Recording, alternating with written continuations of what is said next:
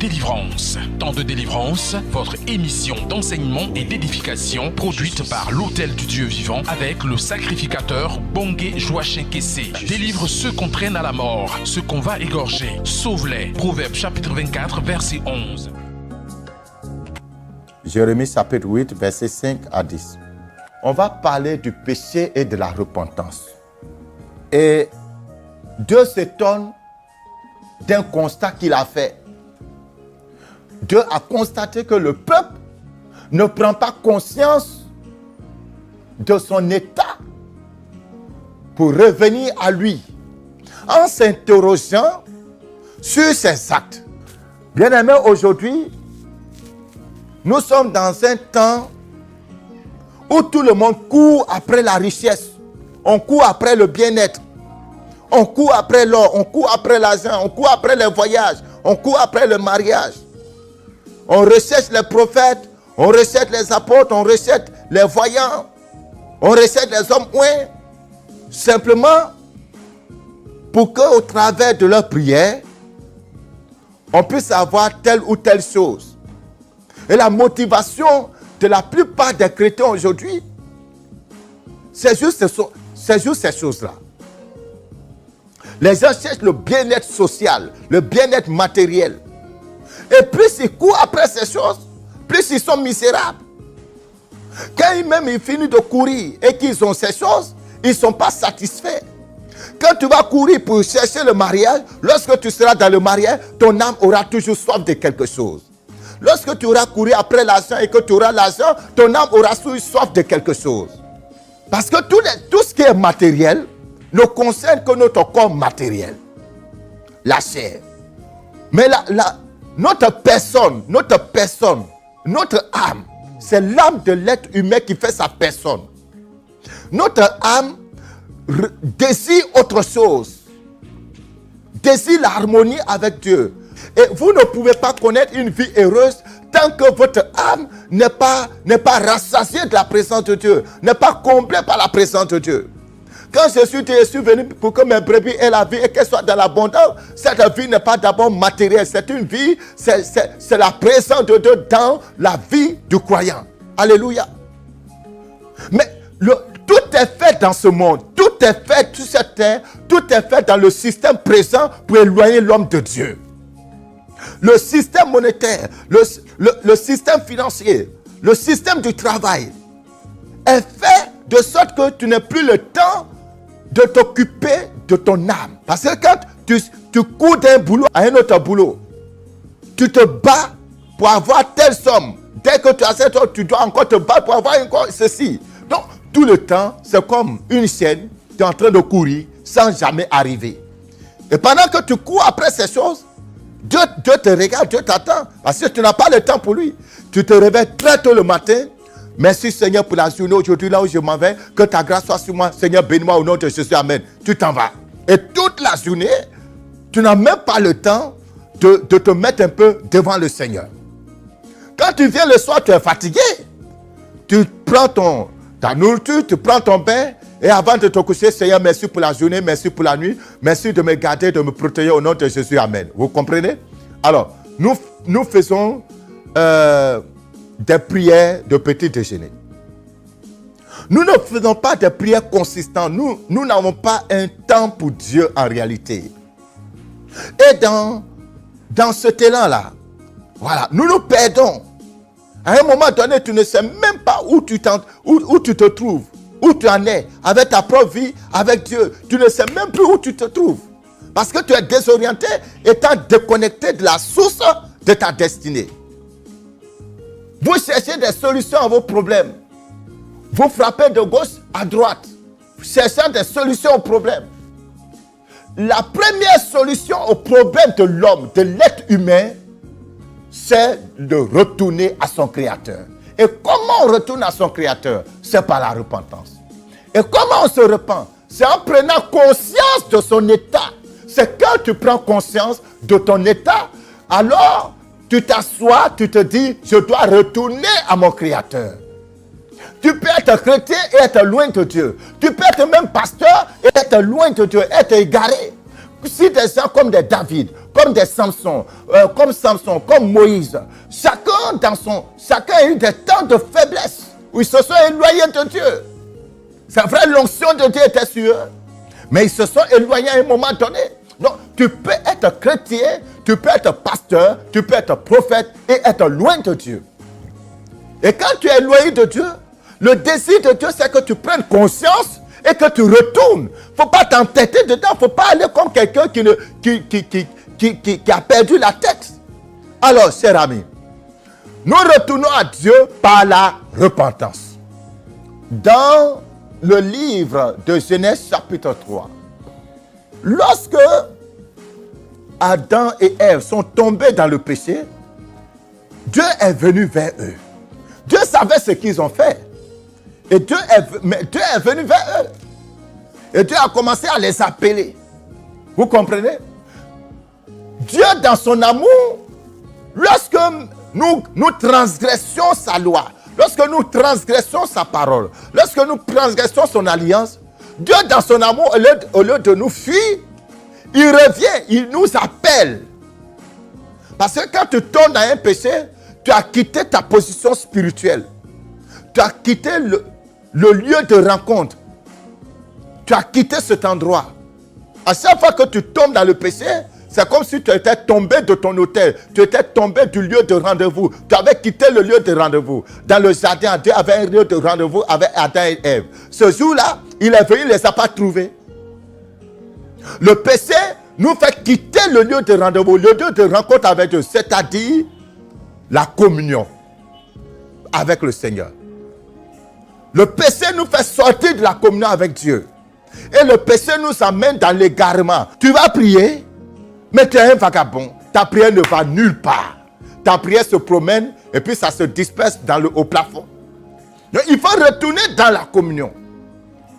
Maintenant, pour retourner dans la communion, c'est la repentance. Et quand Dieu dit à Adam, où es-tu? Adam, au lieu de se repentir, Adam va dire à Dieu, la femme que tu as mise à côté de moi, elle m'a donné le fruit de l'arbre que tu avais défendu.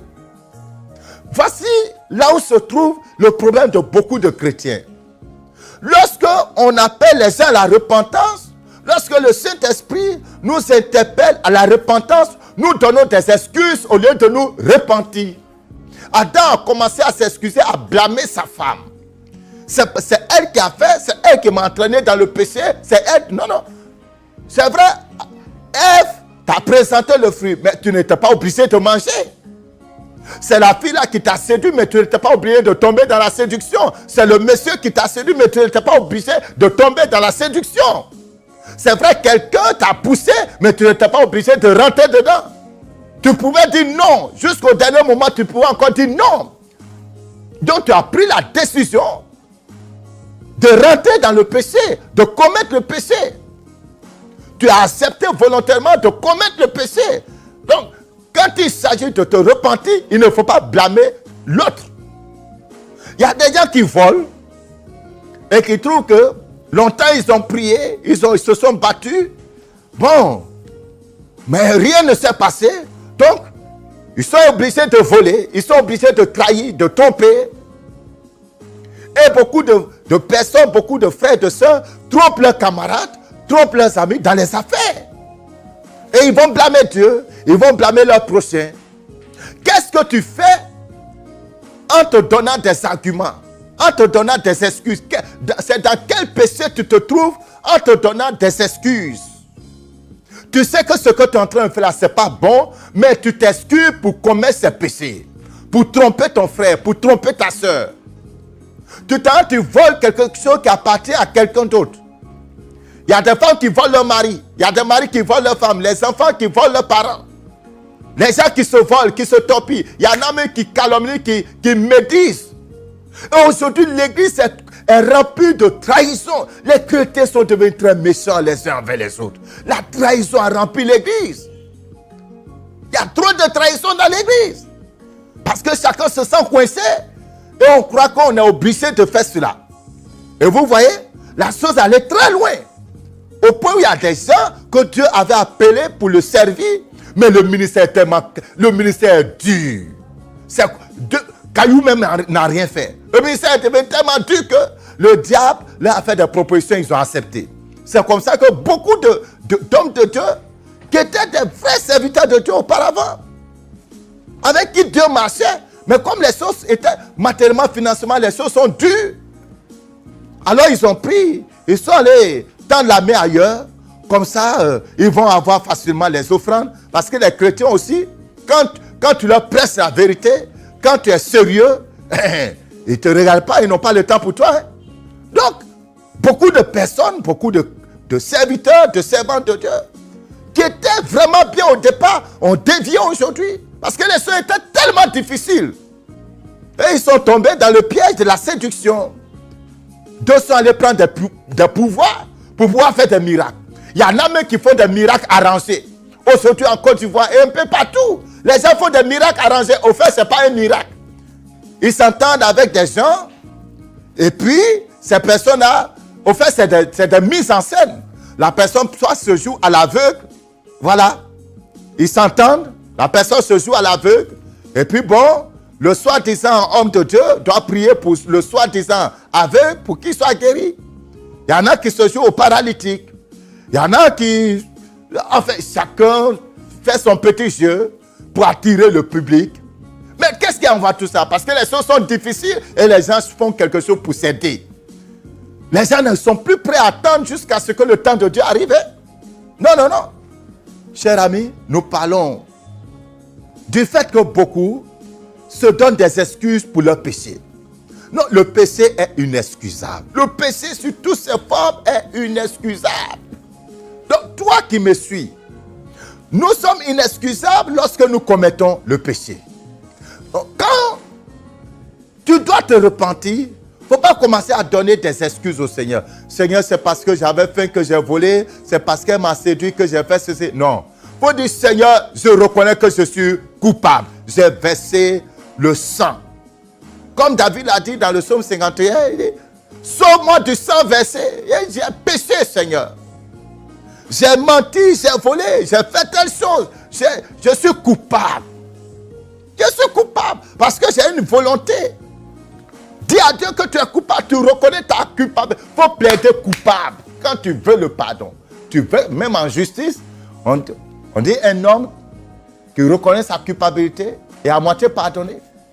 Vous savez, quand nous sommes dans le péché amène la mort en nous. C'est d'abord la mort spirituelle. Le péché nous sépare de la présence de Dieu. Le péché fait fuir la présence de Dieu. C'est pour ça qu'il y a beaucoup d'entre nous les chrétiens, il y a beaucoup qui n'entendent plus la voix de Dieu. Il y a beaucoup qui n'ont plus de révélation. Il y a beaucoup qui sont plus sensibles à la présence de Dieu parce qu'ils se sont tellement endurcis dans le péché. Ils se sont endurcis dans les œuvres de la chair. Ils n'ont plus à un moment donné, ils n'ont plus le temps pour Dieu. Ils sont dans les œuvres de la chair. Donc, la communion étant coupée, la mort spirituelle s'est installée en eux. Maintenant, cette mort-là même peut se traduire par des maladies, par des difficultés dans la vie. Quand vous lisez Osée chapitre 13, Osée chapitre 13, à partir du verset 14. Je les rachèterai de la puissance du séjour des morts, je les délivrerai de la mort. Ô mort, où est ta peste? Séjour des morts, où est ta destruction? Mais le repentir se dérobe à mes regards. Voilà, Dieu dit, je vais les arracher, je vais les sauver. Je vais les délivrer du séjour des morts. Mais le repentir se dérobe. Et les gens ne cherchent pas à se repentir. Et la mort donc est en train de les ronger. Vous voyez? Donc le péché peut envoyer le jugement de Dieu. Tu peux tomber dans la ruine à cause du péché. Le péché peut te ruiner. Il y a des foyers où les enfants sont malades parce que le papa ou bien la maman est dans l'adultère. Oui. Il y a des foyers où les enfants souffrent parce que le père et la mère ne s'entendent pas. La mort est dans la maison. Souvent, on blâme les enfants. Ils ne travaillent pas bien à l'école, il y a ceci, cela. Mais souvent, la cause des défaillances des enfants est liée à l'état de vie des parents. Vous comprenez? Mais Dieu dit, Je veux les délivrer de la mort. Dieu veut te délivrer de la mort. La mort qui s'est installée dans ta vie spirituelle. La mort qui s'est installée dans ton corps. Tu ne sens plus de vie en toi. La mort qui s'est installée dans tes affaires. La mort, toi, avant quand tu pries là, Dieu fait en même temps. Aujourd'hui, tu pries jusqu'à il n'y a rien parce que la mort s'est installée. Et la mort s'est installée. Regarde dans ton passé. Souviens-toi d'où tu es tombé et repens-toi. C'est ce que Dieu a dit. Le Seigneur Jésus a dit à l'église d'Éphèse. Dans Apocalypse chapitre 2. Souviens-toi d'où tu es tombé et repens-toi. Demande au Seigneur. Rappelle-moi, Seigneur, où est-ce que je suis tombé? Quel péché j'ai commis? Parce que souvent, on a même oublié le péché que nous avons commis. Dis au Seigneur, rappelle-moi où je suis tombé. Rappelle-moi ce que j'ai fait et qui aujourd'hui entraîne la mort dans ma vie, qui t'éloigne de moi. Dis au Seigneur, le Saint-Esprit sera très pressé de te révéler cela. Il y a des choses aussi on fait, on ne se rend pas compte que ces choses ont attristé Dieu. Donc demande au Seigneur, si tu as oublié, demande au Seigneur. Papa, révèle-moi mes péchés pour que je puisse me repentir. Amen. Alors, le péché, donc, entraîne la ruine. La ruine financière, la ruine matérielle, la ruine de la santé, la ruine même dans ta vie, la ruine dans ta communion avec Dieu, la ruine dans le ministère. Une église peut être détruite à cause du péché.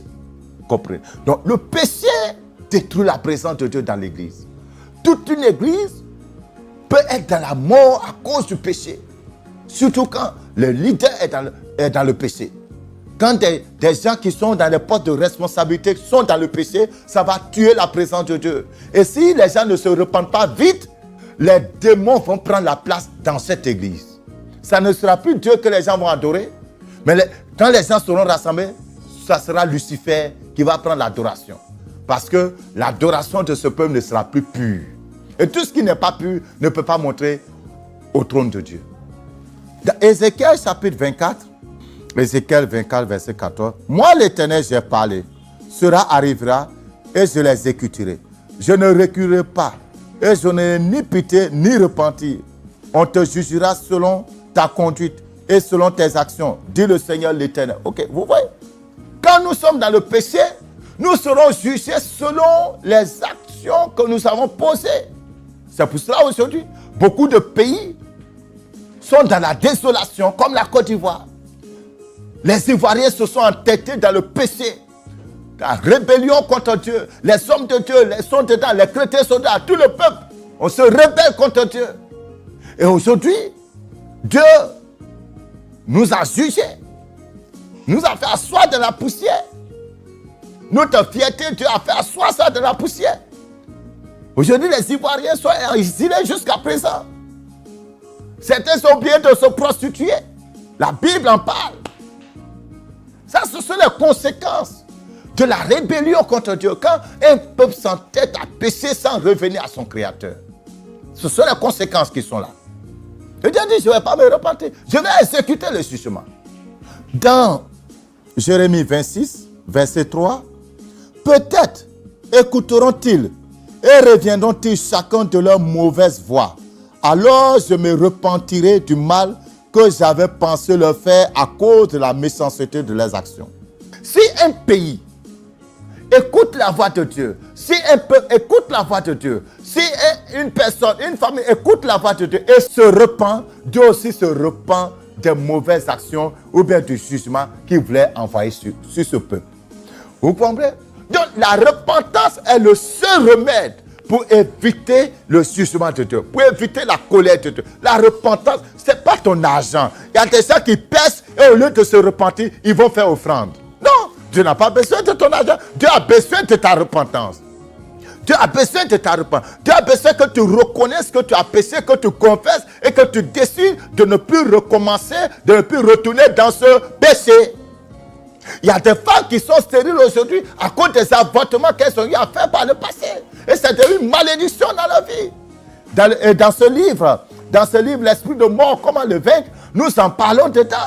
La mort peut s'installer dans ta vie, dans tes entrailles, à cause du péché sexuel, à cause des avortements. Et quand c'est le cas, comment il faut prier? Il faut se repentir, cher ami. Il faut te repentir.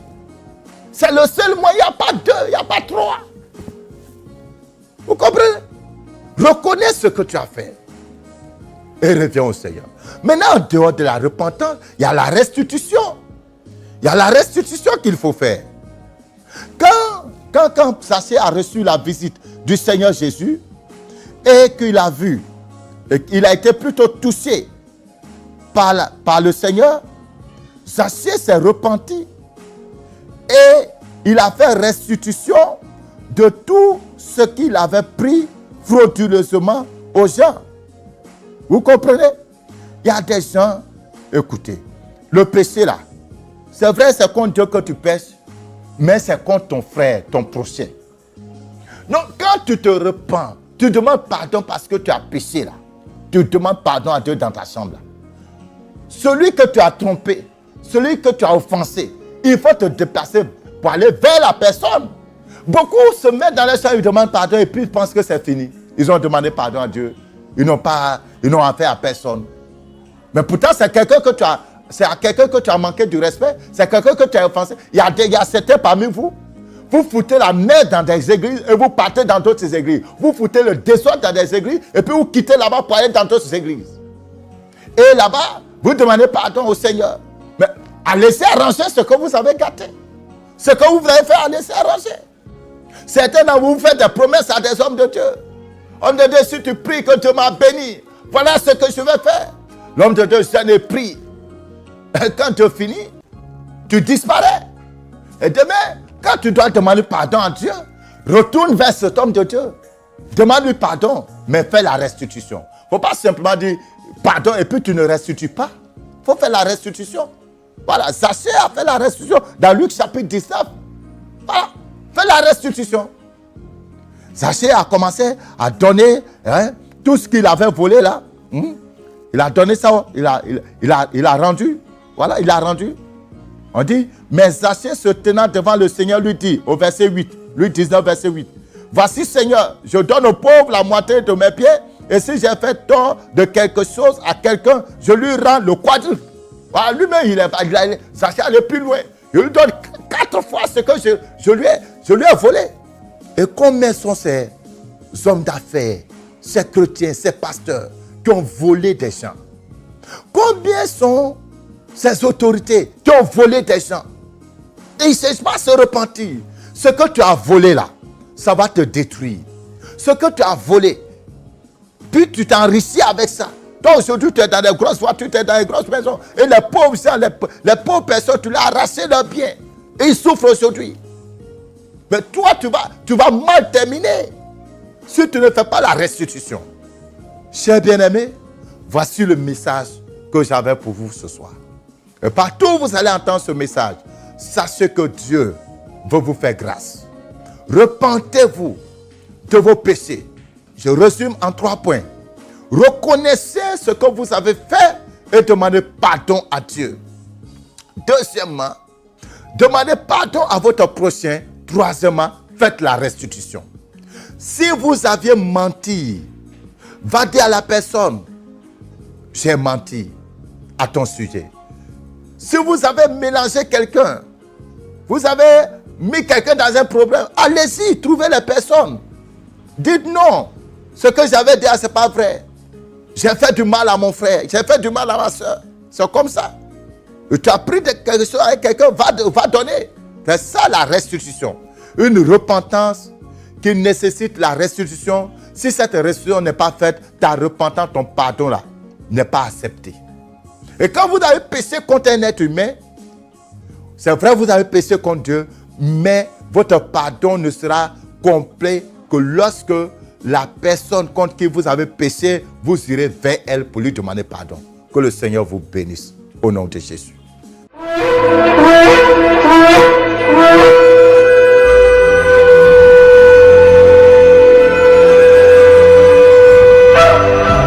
Merci d'avoir suivi ce message.